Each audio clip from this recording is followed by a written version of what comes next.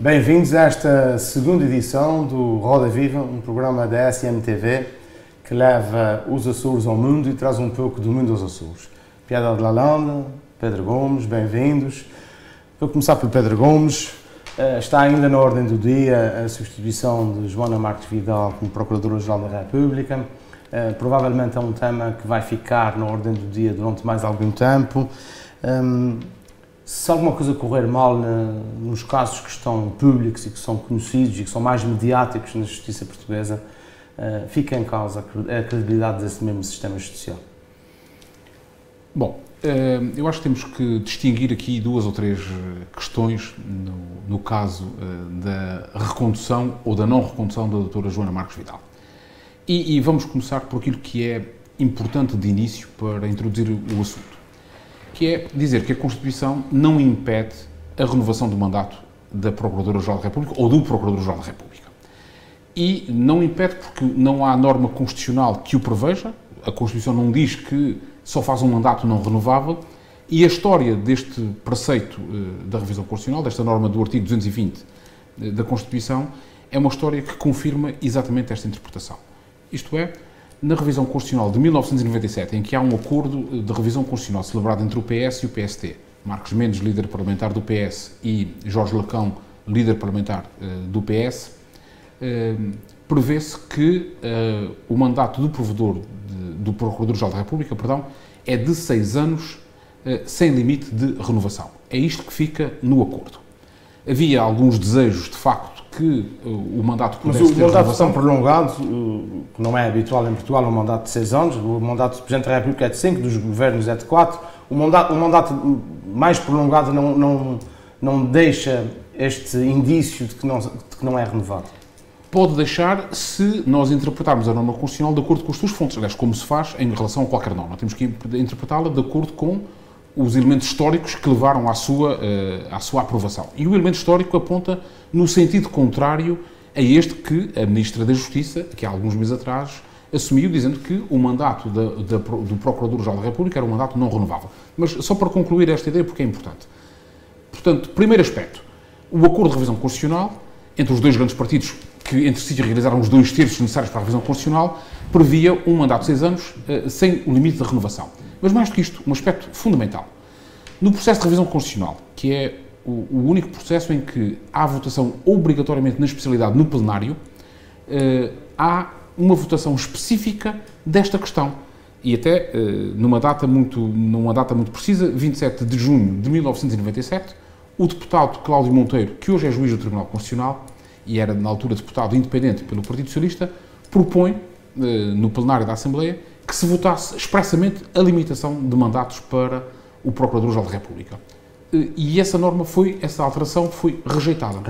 O que é que isto quer dizer? Quer dizer que, primeiro, os deputados da Assembleia da República, que faz a alteração da Constituição, em 1997, rejeita expressamente uma limitação de mandatos. Esta limitação existe, por exemplo, para os juízes do Tribunal Constitucional, um mandato que é não renovável. Para o Procurador-Geral da República, o mandato pode ser renovado nos termos da Constituição. Esta é a questão jurídica. Agora vamos à questão política, porque o argumento que o Governo utilizou não foi um argumento jurídico. Isto é, a Sra. Ministra da Justiça... Os argumentos constitucionais também não são argumentos meramente jurídicos. Não, a Constituição é jurídico-política. Jurídico-política, exatamente. E as interpretações da Constituição também são jurídico-políticas. E o Tribunal Constitucional também faz interpretações jurídico-políticas que vão até flutuando consoante o tempo e consoante o sentimento dominante na sociedade. Isto é perfeitamente... Até porque aquilo que é dos tribunais é da política, no sentido lato do termo. Mas na matéria de constitucional, de facto, a Constituição... Eu vou dar um exemplo para tornar isto mais claro, sem querer fugir aqui do tema. A possibilidade do casamento entre pessoas do mesmo sexo foi durante muito tempo considerada inconstitucional em Portugal. E houve, inclusive, decisões nesse sentido. Mas o que é verdade é que a Constituição não mudou e hoje, dominantemente, aceita-se como constitucionalmente possível, e tanto é que a legislação que está em vigor que permite o casamento entre duas pessoas do mesmo sexo, sem ter havido uma mudança da norma constitucional. O que é que mudou? A consciência social, a sociologia, a sociedade, os valores tiveram uma evolução e a Constituição, as normas da Constituição, com a sua plasticidade, permitiram que se validasse esta solução quanto ao casamento entre duas pessoas do mesmo sexo. Voltemos aqui ao Procurador-Geral da República. A questão não foi, num primeiro momento, foi uma questão de limitação de mandato por via da interpretação constitucional, que foi o ensaio que a Sra. Ministra da Justiça fez há alguns meses atrás. Mas o Governo não usou esse argumento e afastou este argumento quando, verdadeiramente, nunca, palavras da atual Procuradora-Geral da República, nunca lhe foi colocada a possibilidade de ela ser reconduzida no cargo. Óbvio. Isto é, o Governo quis afastar Joana Marques Vidal. Eu acho que isso é uma posição um bocadinho abusiva, porque até o próprio Presidente da República, quando dá uma nota sobre a substituição ou não da doutora Joana Marques Vidal, diz que achava, e eu vou citar, que sempre defendeu a limitação de mandatos em homenagem à vitalidade da democracia. E portanto, muito bem. E a própria doutora Joana Marques Vidal, em 2016, disse que o mandato de Procurador-Geral da República era um mandato único de 6 anos. E até ela acrescentou um aspecto que eu acho interessante. Ela disse: a passagem dos anos retira-nos capacidade de distanciamento e de autocrítica relativamente à ação que vamos desenvolvendo. Portanto, esta questão... Mas é sensato substituir Joana Marques Vidal numa fase em que existem pendentes processos tão mediáticos como o caso do Banco de Instituição, assim, o caso de Sócrates e outros casos desses. Não seria preferível manter Joana Marques Vidal até ao encerramento desses processos, por forma a dar algum crédito, digamos, ao Ministério Público? Ou é essa independência do Ministério Público que assusta os políticos? Não, independentemente de estarmos a falar do Ministério Público ou estarmos a falar de um outro cargo de nomeação, os cargos primeiro não são vitalícios, segundo são serviços que as pessoas prestam à comunidade, e ainda bem, a gente terá que louvar... Até porque não são eleitos, exato, não são eleitos. Ainda bem que a doutora... Se limitamos os mandatos dos eleitos, mais razões há para limitarmos os mandatos dos não eleitos. Eu até quero louvar, né, o facto, aqui puxando um bocadinho a brasa à minha sardinha, de se tratar de uma mulher que num universo que foi durante muitos anos um universo masculino, conseguiu deixar uma marca positiva no cargo que desempenhou. E uma marca positiva porque mexeu com o Primeiro-Ministro, mexeu com um banco, mexeu com um grande clube de futebol. Mas essa é que é a questão, Piedade. Essa é que é a questão. Mas só para responder à questão de isso vai ficar em causa com a saída da Ana. Não, porque os processos estão lá e a continuidade desses processos, obviamente, vai ter que ser assumida por quem lhe pegou no testemunho. Portanto, e a política é um pouco isso. Temos mais uma mulher, não é? Temos mais uma mulher. Agora, há um aspecto que realmente que ficou por resolver, que tem a ver com as sentenças, com os julgamentos, ou seja, há uma série de processos levantados, mas não há conclusão desses processos. E em certos casos ainda está no Ministério Público, ainda não chegou aos tribunais. Se estivesse nos tribunais, a gente compreende, né? Está nos tribunais, está entregue, está feita a acusação. Mais uma razão para que quem vai a seguir pegue nestes processos e dê continuidade. Agora, há um aspecto que a própria doutora Joana Marques Vidal reconheceu, que esse preocupa, que tem a ver com as questões administrativas e com a fuga de informação que saiu de todos estes processos para a comunicação social e que, de alguma forma, pôs na praça pública o julgamento que ainda não foi feito. Isso dá meio programa. Pronto, e isso... A gente pode marcar um programa. Joana Marques, no balanço que faz, em parte, a sua atuação, faz referência que não conseguiu resolver, digamos assim, controlar a questão administrativa. Mas ias dizendo qualquer coisa que... Não, eu ia dizer o seguinte, eu acho que, claramente, nós podemos, pelo menos na minha perspectiva, podemos classificar este mandato da doutora Joana Marques Vidal como um mandato que conferiu e acentuou uma grande independência do Ministério Público. E, isso assusta os políticos? Isso assusta o poder socialista. A verdade é esta, e esta é a razão pela qual a atual Procuradora não é reconduzida. Porque o Governo não foi capaz de explicar com clareza porque é que não reconduz a atual Procuradora. E faz um discurso, que é o discurso de tapar do Presidente da República. Tapar o sol com a peneira, já lá vou, tapar o sol com a peneira, quando vem dizer, bem, era importante ter aqui uma Procuradora-Geral adjunta que pudesse dar continuidade ao trabalho, mas se é continuidade ao trabalho e se a linha que estava a ser prosseguida era adequada, então reconduz-se à atual Procuradora. Mas porquê? E não substitua. Mas porquê é que ela há de fazer 12 anos? Porquê é que não há de fazer?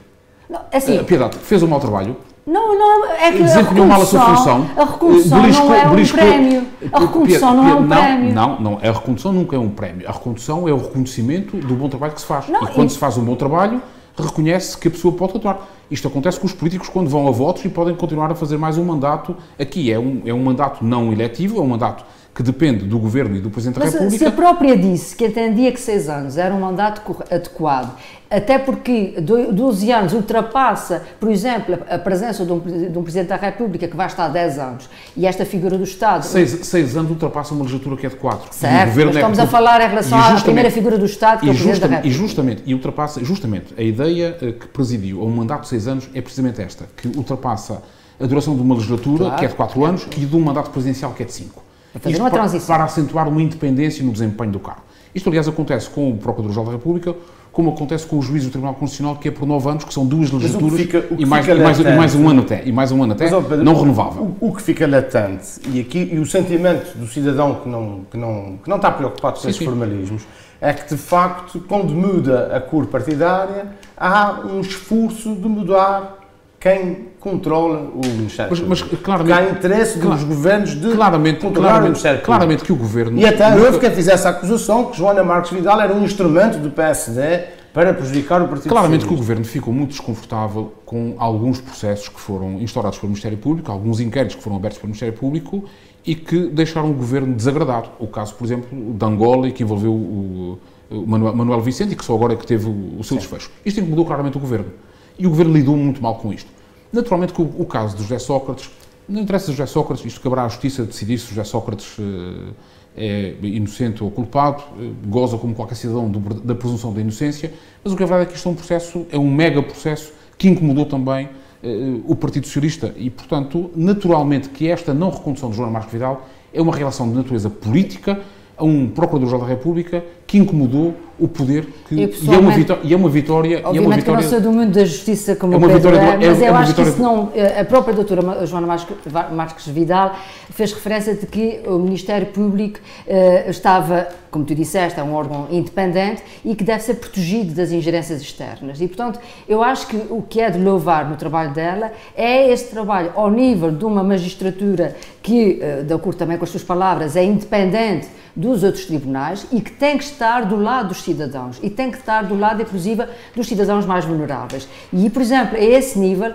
eu pessoalmente conheci a doutora Joana Marques Vidal ainda quando ela estava aqui nos Açores e estava muito ligada à área da família e particularmente à problemática da violência doméstica e fico contente de alguma forma que a sua sucessora também venha do mundo da família e da proteção dos menores, porque isso revela uma sensibilidade aos cidadãos mais vulneráveis, aos cidadãos mais desprotegidos, e é esse o papel do Ministério Público. O Ministério Público não está ao serviço dos governos, nem dos partidos, nem se afeta a figura A, que é da oposição, que é a figura B, que está próxima do governo. O Ministério Público tem que estar ao lado das pessoas. E, por exemplo... Ao lado do Estado de Direito. Ao lado do Estado de Direito, exato. Que é diferente. Ao lado do Estado de Direito e em defesa da lei. Exatamente. E, por exemplo, ainda esta semana... Protegendo as pessoas. Exatamente. Protegendo o cidadão comum dos abusos de poder.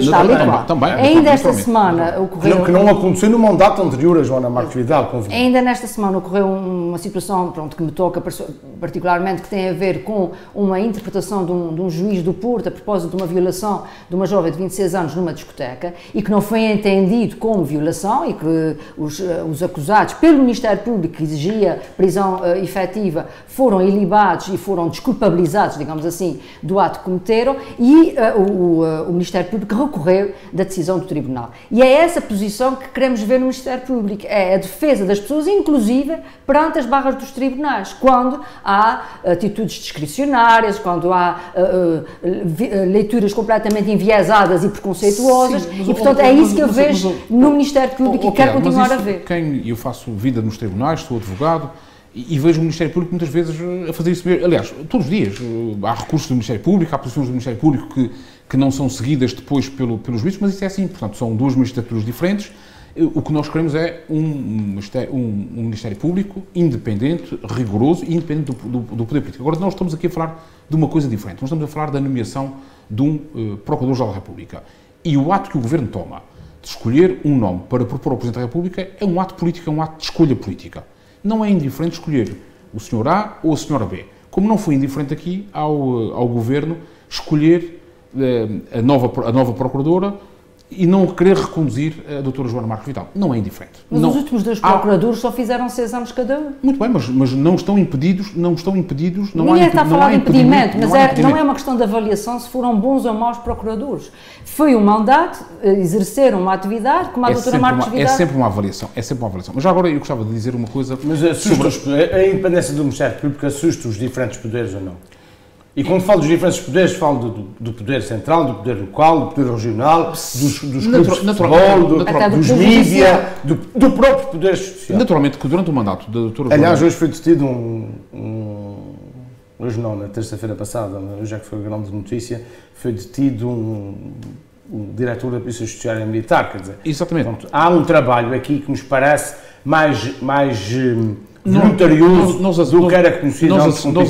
Nós assistimos durante este mandato da doutora Joana Marques Vidal, de facto, a uma atuação do Ministério Público que revela a seguinte atitude, e que acho que é importante para o Estado de Direito Democrático e é importante para os cidadãos. E a atitude é esta: ninguém está acima da lei e ninguém fica impune se estiver prevaricado. Isto aconteceu com primeiros-ministros, ex-ministros, ministros de governos do PSD, primeiro-ministro socialista, ministros socialistas, no caso de Armando Vara, presidentes de clubes de futebol, corrupção na área do desporto que está a ser investigada, donos de bancos, banqueiros. Há uma atuação do Ministério Público diferente durante estes 6 anos e isso deve-se à doutora Joana Marques Vidal. E significa que o Ministério Público não teve receio de abrir processos, de abrir inquéritos, quando entendeu que se deviam abrir, que se deviam instaurar. Também fez coisas menos bem feitas, o caso, por exemplo, do inquérito que foi instaurado ao Ministro Centeno por causa de 2 bilhetes para ver um jogo de Benfica com um suposto favorecimento ao Benfica, numa isenção do IMT que não dependia dele e que dependia de um parecer vinculativo da Câmara de Lisboa. Enfim, também há coisas menos bem feitas durante o mandato. Agora, genericamente, percebeu-se que houve uma conduta diferente do Ministério Público. E isto, naturalmente, que assusta os poderes fácticos. O poder político, as Forças Armadas, o poder militar, o poder religioso, quando a questão chegar ao poder religioso nas suas mais diversas componentes, e os outros poderes da sociedade. Naturalmente que as pessoas olham para o Ministério Público e dizem, bem, a impunidade vai acabar e, portanto, o Ministério Público pode avançar aqui para algumas investigações. Eu gostava de fazer uma referência àquela citação muito precisa da Piedade relativamente àquilo que disse o Sr. Presidente da República através de uma nota que publicou no site da Presidência quanto à nomeação da nova Procuradora-Geral da República. Bem, o Presidente da República diz que deve haver uma limitação de mandatos, não diz que deve ser mandato único, que é uma coisa substancialmente diferente. Se a Piedade voltar a ler o que escreveu o Sr. Presidente da República é limitação de mandatos, não diz mandato único, que são 2 coisas completamente diferentes. Limitação de mandatos é o que o Presidente da República também tem. O Presidente da República é eleito por 2 mandatos sucessivos de 5 anos. O Presidente do Governo Regional dos Açores pode ser para 3 mandatos de 4 anos. Os autarcas 3 mandatos de 4 anos. Enfim, podemos ir por aí dentro. Isto é a limitação de mandatos, não é mandato único. E essa nota do Sr. Presidente da República refere a limitação de mandatos e não mandato único. Quem referiu o mandato único foi a própria doutora Joana Marques Vidal, como eu disse, nessas declarações de 2016, e o que eu acho que é importante naquilo que o Sr. Presidente disse e que vem a reforçar, dar garantias ao futuro, é quando ele fala que no centro da magistratura tem que se garantir a continuidade da linha de salvaguarda do Estado de Direito Democrático. Portanto, o que é importante aqui é que as instituições ficam, as pessoas passam. E, portanto, as instituições e aquilo que o Ministério Público representa tem que continuar a permanecer. E eu acho que a passagem da doutora Joana Marques Vidal vai criar uma expectativa e uma avaliação por parte dos cidadãos em geral e das forças partidárias também, que vai, no fundo, fiscalizar, se quisermos, o comportamento desta sua sucessora. Se ela deixar cair ou não mantiver o mesmo rigor, a mesma atenção, a mesma capacidade de desocultação desta dimensão menos boa da nossa sociedade e que é importante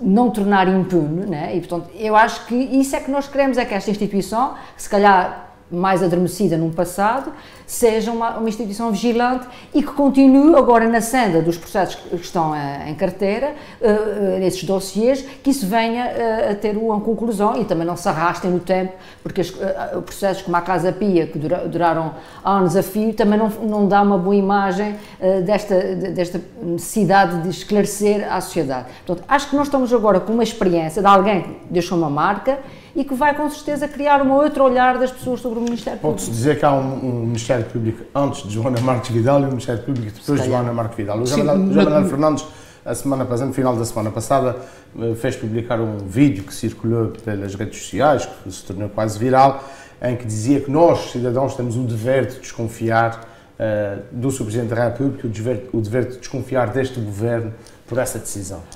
Agora, eu acho, Nuno, que há um aspecto aqui interessante que é porque é que o Presidente da República porque é que o Presidente da República aceitou a nomeação, a sugestão do Governo, a proposta do Governo e não fez questão que Joana Marques Vidal pudesse ser reconduzida. Essa é para mim a questão interessante, é uma das questões interessantes deste processo. Isso podia dar mais um programa. Eu creio que o Presidente da República não quis, nesta circunstância, abrir um conflito político com o Governo.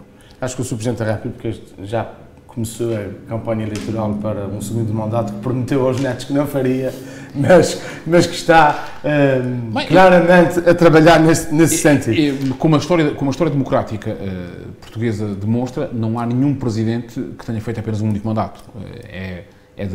Das regras não escritas que, uma vez presidente para um segundo mandato. Mas Marcelo Rebelo de Sousa prometeu que não faria um segundo mandato e disse, inclusive, que tinha prometido aos netos.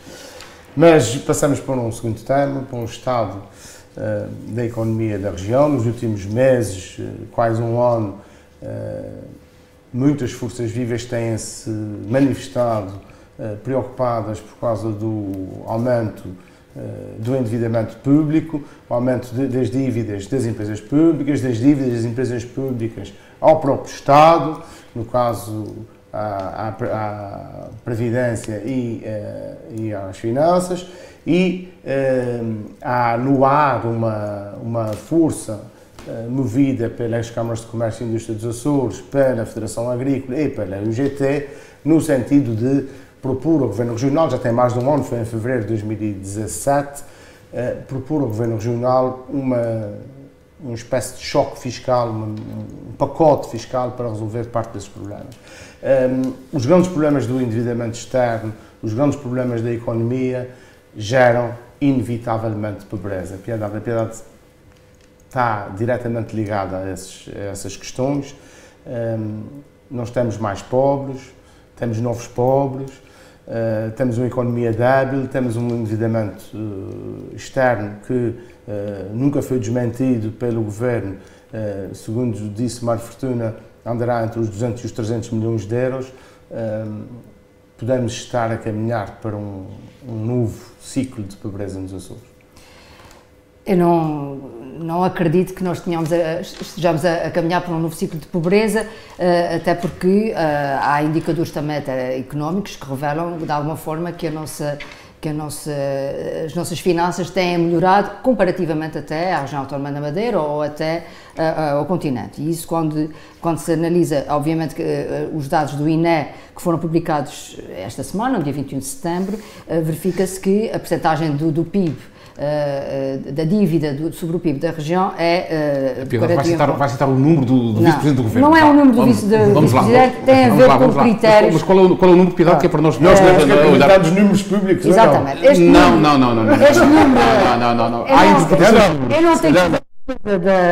do Governo Regional, este número é um número validado pelo INE, validado pelo Eurostat, com certeza que tem critérios e critérios comparáveis a outras regiões da Europa. Portanto, não me parece que seja um número especificamente para a região, mesmo que a gente não acredite nele, é um número que é produzido com base em determinados critérios comparativos. Agora, o que realmente me parece Mas qual é a porcentagem de piedade já agora para nós? O que está publicado é 41,6. Pronto, muito bem. Segundo reza também os números, a região da Autónoma da Madeira terá na ordem dos 109, 110% e o país está na casa dos 120 e tal, 126 à volta disso. Portanto, ou seja, estas questões... Estamos muito bem. As questões... Nós não estamos muito bem. E aí é que está a questão. Financeiramente até podemos estar muito estáveis, mas é um facto que nessas contas nós sabemos que há uma série de, eu quase que diria, por comparar numa área que me é mais próxima, que é a questão da família, a gente poderia dizer que, não comparando, é como os pais, que até têm as suas contas mais ou menos estabilizadas, mas que têm filhos a quem dão a mesada... Então, todos os meses dão-lhe um contributo para a vida dos filhos. E esses filhos, entretanto,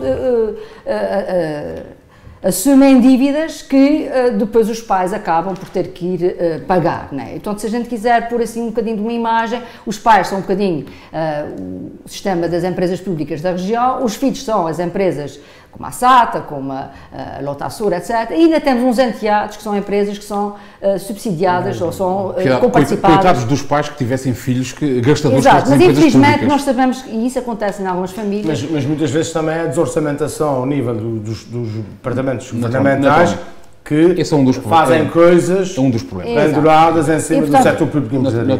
E nós temos, essa estrutura, portanto, como eu estava a dizer, é uma estrutura que é uma bola de neve, porque depois essas empresas estão dependentes das transferências do Estado, e claro que podem... Do Estado-região, nesse caso. Em alguns casos, a própria legislação comunitária impede o acionista Estado de financiar essas empresas. Em alguns casos, o Governo até o único cliente dessas empresas e, portanto, essas empresas estão um pouco, como acontece nos hospitais, portanto, estão um bocadinho aflitas, porque aí sim é um aspecto importante em relação à questão da pobreza, pode-se estar a comprometer emprego, né, portanto, dessas mesmas empresas. Há um aspecto também importante que veio a lume, e isso sim... Emprego e qualidade do serviço. Há um mau exemplo, que é quando se fica a saber que o Governo, as empresas do setor público estão a dever à Segurança Social, e isso é algo que é preocupante, porque a Segurança Social não perdoa ao privado que não paga a tempo e horas, e obviamente que ter o próprio Governo ou o próprio Estado a não pagar a Segurança Social é algo que é... O setor público empresarial regional a dever a si próprio. Portanto, ao acionista, digamos. Isso é um mau exemplo para os empresários. Esse é um aspecto que eu acho que é de destacar. Agora, é óbvio que isto acaba por ser também, quer dizer, a tal bola de neve em que há empresários também que têm o discurso, o Estado ou o Governo ou as empresas públicas pagam tarde, mas pagam. E ficam um pouco a fazer gestão de prioridades e a deixar para o último a Segurança Social. E há quem defenda que o Estado deve gastar mais como motor da economia. Pronto. Um lado dessa questão que eu penso que a gente nunca fala, e há aqui uma relação obviamente direta entre os empresários e que o Dr. Marcos Fortuna defende através da Câmara de Comércio, temos o lado do Governo, mas também temos o lado dos cidadãos. Eu outro dia estava ao pensar nesta questão do endividamento e das dificuldades das empresas públicas. Lembrei-me de uma imagem que é comum a muitos de nós. Quantos de nós não conhecemos alguém que ficou com uma manta da TAP quando fez uma viagem? Ou situações de, no hospital Ponta Delgada, desaparecerem talheres, desaparecer televisores e até desapareceu uma trotinete que um médico tinha lá, que andava nos corredores do hospital. Portanto, o cidadão também às vezes Por acaso é o vice-presidente da Assembleia Legislativa. Pronto, atualmente é. Na altura não era. Mas também há um pouco da parte do cidadão a ideia de que isto é de nós todos. A gente faz o que quer, porque isto também não há aqui que ter isto é de nós, as empresas públicas são nossas, né? E portanto a gente faz o que quer e apetece. Penso que também do lado... Faz o que quer e apetece, mas depois tem que perceber que no fim tem que pagar a conta. Obviamente, mas acho que as pessoas não têm esta consciência de que as empresas públicas são obviamente geridas por administradores e provavelmente ao nível da administração as prioridades nem sempre são as mais corretas, ou não é fácil gerir prioridades quando não entra o reforço financeiro necessário para a tempo e horas pagar a quem nos deve. No caso da saúde quase sempre é desorçamentação, quer dizer, o orçamento da saúde ano após ano, 4 anos após 4 anos, não tem as verbas cabimentadas suficientes para sustentar o Serviço Regional de Saúde. Claramente, o problema da saúde é um problema claro de subfinanciamento. Subfinanciamento, de gestão deficiente, de prioridades erradas, que fazem com que a área da saúde tenha uma dívida superior a 800 milhões de euros, no conjunto das dívidas das empresas públicas regionais. E sobretudo, quando se transformou, e bem, os hospitais em hospitais EPE, com uma lógica muito precisa, que era racionalizar, gerir separar o Estado prestador das funções depois de prestação dos cuidados de saúde, o financiador das prestações de cuidados de saúde, e o financiamento era feito por linhas de produção, isto é, de acordo com contratos de programa celebrados entre os hospitais e a região. O que é verdade é que esses contratos de programa são celebrados tarde e a más horas, o ano vai a meio e os contratos não estão celebrados, a região não financia as unidades de saúde a tempo e horas, os hospitais EPE a tempo e horas. Conclusão, os administradores não são responsabilizados pela gestão que têm, há más gestões, há boas gestões também, mas é o descalabro financeiro total. Agora, queria voltar... Mas agora o acionista, a região, impôs limites de gestão e regras e, inclusivamente, impôs a possibilidade de cortar 20% dos vencimentos dos gestores se não cumprirem. Mas esses gestores não cumprem por sua incompetência, por exigência de cumprirem funções que deveriam caber ao Estado-região e indicações do próprio acionista. É um pouco de tudo, porque muitas vezes o próprio acionista não transfere a tempo e horas os financiamentos que tem que transferir e os conselhos de administração têm que ir à banca e endividar-se para poderem prestar cuidados de saúde, pagar salários, ou então fazer... Se endividarem precisam de uma autorização do próprio acionista. Exatamente, para isso, e depois fazerem aquilo que é mais fácil, que é não pagarem à segurança social, como acontece com muitas empresas. Ou não pagarem a fornecedores. Ou não pagarem a fornecedores, e portanto está a economia privada a financiar a região, a financiar o Estado nos Açores, e está a segurança social a ser descapitalizada, e sobretudo, se tivermos em consideração que o valor, neste momento, o último número conhecido é de que as empresas públicas devem 15 milhões de euros à segurança social, nós temos bem a noção do problema financeiro que existe nas empresas públicas regionais. E na segurança social. Sim, claro, que consequentemente depois se reflete na segurança social e na falta de recursos da segurança social. Mas eu gostava de pegar no número que a Piedade referiu, que é um número exato. O número está exato e é o que consta da notificação, da segunda notificação do INE relativamente aos procedimentos por déficits excessivos. Só que o número é um número incompleto, Piedade. Esse é o número da dívida bruta da administração regional.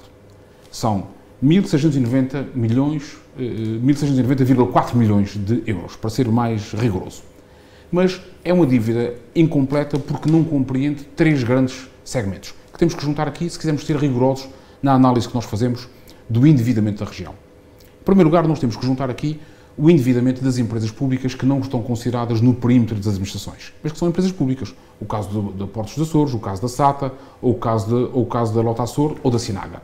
O endividamento destas empresas não está considerado neste número, por razões que o Eurostat definiu, mas estão fora do perímetro. Mas, estando fora do perímetro, não significa que não são empresas públicas, que estão aqui ao lado. São detidas pela região. A SATA é detida, aliás, todas elas são detidas a 100% pela região. SATA, Sinaga, Lota Açor e Portos dos Açores.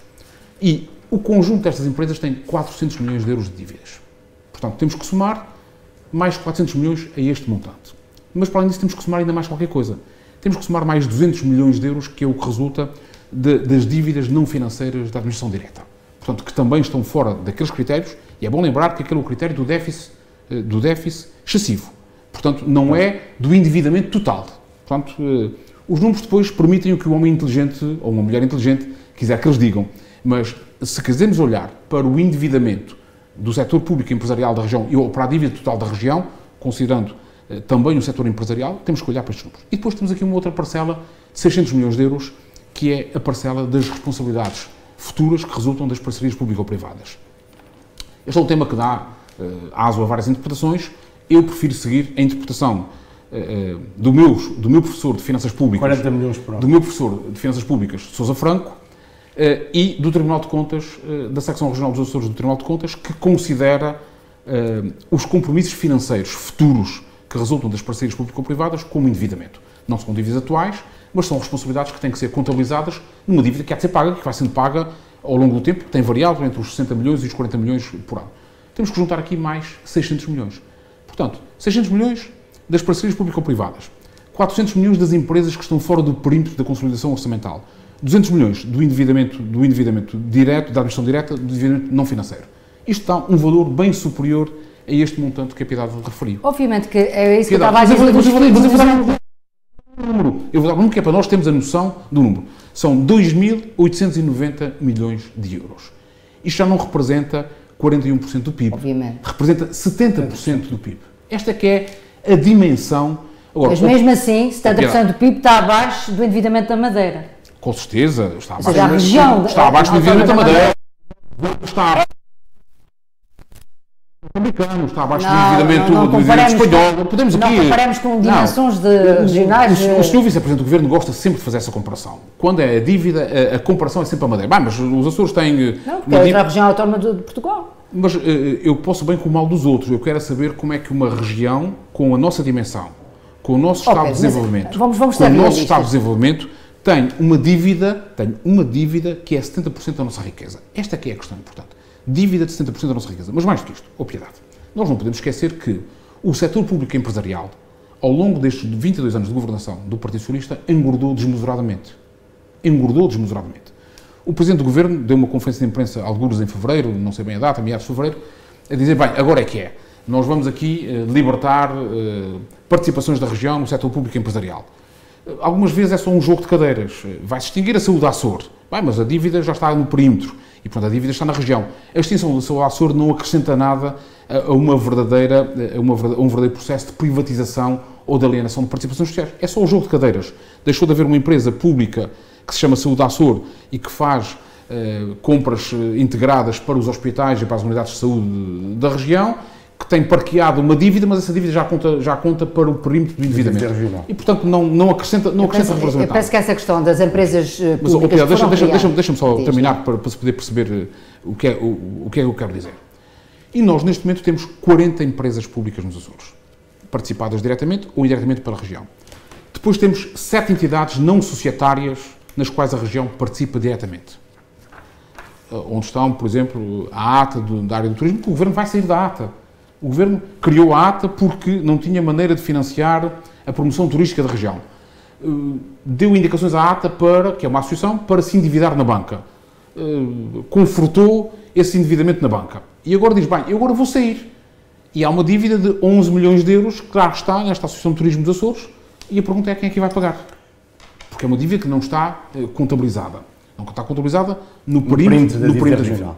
E depois há mais 2 entidades não societárias também que são participadas indiretamente, no caso da Fundação José Cordeiro, por exemplo, para tornar isto mais claro. Conclusão. A região, entre empresas e entidades não societárias, participa em 49 entidades. São 39, número certo. Piedade, está completamente enganada, são 49, número do relatório do Orçamento 31 de dezembro de 2017. Completamente enganada, Piedade. O número está errado. O número está errado porque isto é o número do Orçamento Regional para 2018. De qualquer forma, há aqui um aspecto que eu acho que é importante também refletir, porque esta questão da criação das empresas públicas para resolver, entre aspas, algumas situações, algumas dimensões de... Empresas públicas como instrumento de política, não é uma prerrogativa do Governo Regional. Há muitas autarquias que o fizeram também. E há muitas autarquias que também tiveram que, depois de terem engordado, tiveram que depois emagrecer e tiveram que acolher Mas, eu até entendo o setor empresarial regional como instrumento de relevante importância para a gestão e para o desenvolvimento económico da região. E até para prestar alguns serviços que não podem ser prestados por privados e que têm que ser prestados. Mas quando um governo sistematicamente destrói esses instrumentos, usando-os de forma não adequada para aquilo que foram criados, os instrumentos não deixam de fazer sentido. Eu não sei o que é que o Nuno quer dizer quando destrói os instrumentos que... Por exemplo, a forma como o Governo Regional destruiu a SATA com endividamento excessivo, tentando entrar em mercados que não eram um mercado para resolver o problema instrumental que o Estado precisava de resolver, que era o transporte de passageiros interilhas, acabou por destruir aquilo para que o instrumento tinha sido criado. Pronto, isso aí, eu acho que a reflexão sobre a forma, a história, podem ser outros, não é? A história das empresas públicas, sejam elas a nível... A Sinaga foram 8 anos, não é? A nível regional, e a Sinaga serviu para participar na Mel Abreu e neste momento há uma situação também complicada a nível da Mel Abreu. Portanto, toda esta ligação tóxica, se quisermos assim, entre as várias empresas que estão, no fundo, a subsidiar-se umas às outras, não é, obviamente, favorável e não nos... Não, é uma opção ideológica, Piedade. O problema é justamente esse, é uma opção ideológica. Mas muitas vezes é uma tentativa de salvar algumas empresas que são até emblemáticas, e eu acredito que tenham sido uma tentativa de... A Sinaga um exemplo disso, a própria Mel Abreu um exemplo disso, ou seja, são empresas que são um pouco o rosto também da região. Mas a Mel Abreu é privada, a Mel Abreu é completamente privada. Eu sei, mas é participada pela uma participação da Sinaga no capital da Mel Abreu, por causa das questões ligadas até há uma dívida enorme que a Mel Abreu tem há ligações indiretas a financiamentos diretos e financiamentos, no fundo, indiretos. Mas, no fundo, é uma tentativa de manter vivas... Mas faz sentido que o Estado seja dono de uma conserveira? Não, ele não é dono, ele não é dono. Foi indiretamente, ou seja, um apoio para que algumas empresas com dificuldades... Faz sentido que seja dono de uma empresa açucareira de produção de açúcar? Faz sentido... Volto outra vez a dizer, eu acho que As perguntas que nós temos que fazer hoje, Piedade, são estas. Algumas destas participações podem ter servido historicamente para um determinado momento. Agora, nós temos aqui participações que não se justificam hoje, participações, empresas que fazem concorrência com empresas privadas. Nós temos a região dona de empresas que têm hotéis. Mas é isso que eu queria fazem concorrência com hotéis, com empresários privados. Isto faz sentido? Faz algum sentido numa economia de mercado? Eu acho que é assim. Uma economia aberta? As empresas foram, como a gente disse há bocadinho, instrumentos de política setorial. Algumas vão ser anuladas, ou vão ser reintegradas, ou vão ser dissolvidas. Como também aconteceu com as autarquias, as câmaras, a cidade em ação, a PDL social, também foram gorduras da Câmara Municipal de Ponta Delgada, num determinado momento que interessava fazer um parque urbano, fazer um avanço em determinadas áreas e era necessário endividar-se fora da Câmara Municipal. Essas até foram extintas por lei. Mas há uma diferença fundamental, que elas foram extintas, tiveram que ser extintas por lei. Óbvio, mas a Câmara teve que incorporar os trabalhadores, teve que internalizar serviços. Portanto, o que se vai passar nessas empresas que se calhar responderam numa determinada altura na região para um determinado setor, é que a região vai ter que incorporar mas a dimensão não é comparável, Piedade, a dimensão não é comparável, é óbvio, incomensuravelmente. É óbvio que uma Câmara não é um governo regional. O buraco é imenso. É óbvio, mas a questão está aqui. O peso da dívida pública das autarquias em 2008, quando no pico da crise do Lehman Brothers, era 2% do total do endividamento público nacional. De todas as autarquias. Exatamente. Houve sempre aqui uma ideia de vender-se que as autarquias eram gastadoras e eram gastadoras. Mas há uma coisa que me preocupa, um grande historiador da economia portuguesa, Eugélio Azevedo, dizia que era por uma conta de deve haver que para os Estados como para os indivíduos a decadência se denuncia.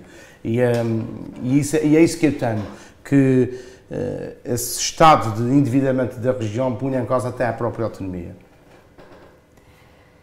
Assim, é evidente que a dimensão financeira, e nós sabemos isso, a dimensão financeira num governo domina todas as áreas da governação. Então, todas as outras secretarias, todas as outras áreas de atuação de um governo estão muito dependentes de quem tem os cordões à bolsa, né? E quem dá, e quem retira, e quem cativa, e há quem pouco decide. O sentimento que há aqui uma espécie de Robin dos Bosques ao contrário, que o sistema de incentivos à economia tem sido retirado dinheiro dos pobres para dar aos ricos.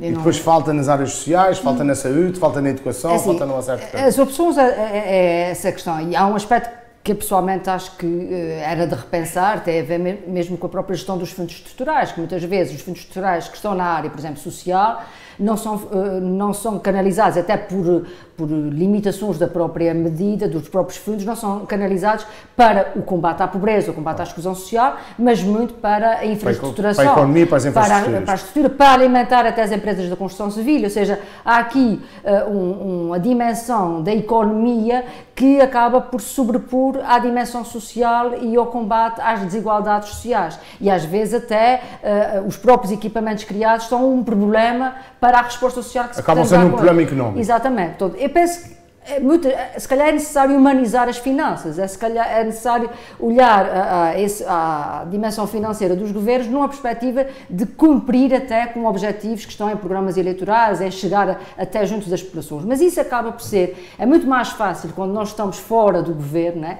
de criticar a gestão financeira, porque, voltando outra vez àquele número que incomoda, porque não representa a totalidade da dívida que a região tem. Qualquer partido que esteja no governo e que a Eurostat exija determinado tipo de apresentação de números, vai dar os números com os mesmos critérios. Portanto, ou seja, não vai falar, como a Madeira provavelmente não fala, de tudo que para além dos 109% tem de endividamento, dentro do critério comparável com a região, há outras dívidas que a região autónoma da Madeira tem. Mas se a nossa discussão e a nossa conversa é sobre o endividamento da região e o obviamente que tem que se pensar nas empresas públicas que... O número é cru e pronto, temos que olhar para tudo. Certo. Não posso olhar só para um bocadinho e fazer como fez o Vice-Presidente do Governo e dizer, bem, estamos muito contentes porque afinal a dívida é só 41,6%, portanto a dívida da Madeira é mais e a dívida nacional é muito mais. Portanto, estamos muito bem. Mas Pedro, vamos fazer a avaliação de outra forma. O problema não é o número. O problema é que a perspectiva do número baixar não existe. Não existe. Não. A perspectiva é o número subir. O número subir e, sobretudo, nós temos que ter a perspectiva muito racional de que, de facto, nós temos uma dimensão gigante do Estado, isto é, da região. A região cresceu engordou em várias áreas, nas áreas económicas, intervém em muita coisa, tem presenças em setores económicos que não devia ter. Isto não é ser liberal, longe disso, eu não sou liberal, eu sou social-democrata. Agora, é difícil olhar para a dimensão, o setor empresarial, esta dimensão do setor empresarial e não dizer temos que, de facto, eliminar a presença do governo, a presença da região na economia. Tem que ser. E sobre isto tem outra consequência, que era aquilo que a Piedade indiciava, mas não tirou a conclusão total. Referiu-se à área do combate à pobreza e à exclusão social, mas é mais grave, é que nós temos o setor público, isto é, as empresas públicas, a administração pública, naquilo que diz respeito aos fundos estruturais, aos fundos comunitários, a consumirem mais de metade destes fundos. Mais de metade destes fundos. Ou seja, a economia privada, que é o que faz mexer as sociedades, que é o que faz mexer a nossa sociedade, portuguesa, açoriana, na qual nós acreditamos, porque acreditamos numa economia de mercado, e isto acho que não temos dúvidas quanto a isto, nenhum dos três. Mas o que é verdade é que aqui os Açores, de facto, não se dá oportunidade à economia privada de poder recorrer a estes fundos comunitários, porque, de facto, o Estado, a região, a administração direta e indireta, o setor público e empresarial, consome uma grande fatia destes recursos, não deixando espaço nenhum à economia privada. Pronto, isto é um peso excessivo que é intolerável e que não tem nenhuma vantagem para o crescimento dos Açores, para o desenvolvimento societável dos Açores. Meus senhores, muito obrigado. Foi um prazer estar convosco. Nós voltamos para a semana, quando a dívida da região já tiver subido 1 milhão de euros. É uma boa conta.